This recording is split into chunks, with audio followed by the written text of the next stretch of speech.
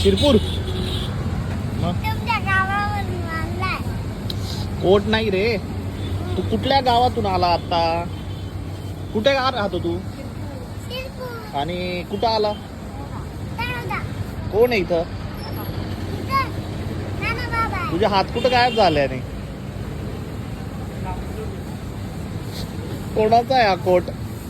माझ्या. 5 वर्षानंतरचा आत्ताच घेतला का? हा. नाचून दाखवायचं. तू इथं इथं काय काय करायला आला?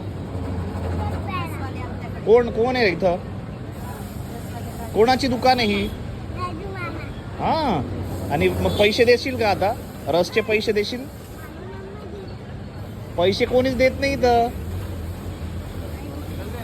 बाय करून दे. बाय. काय करून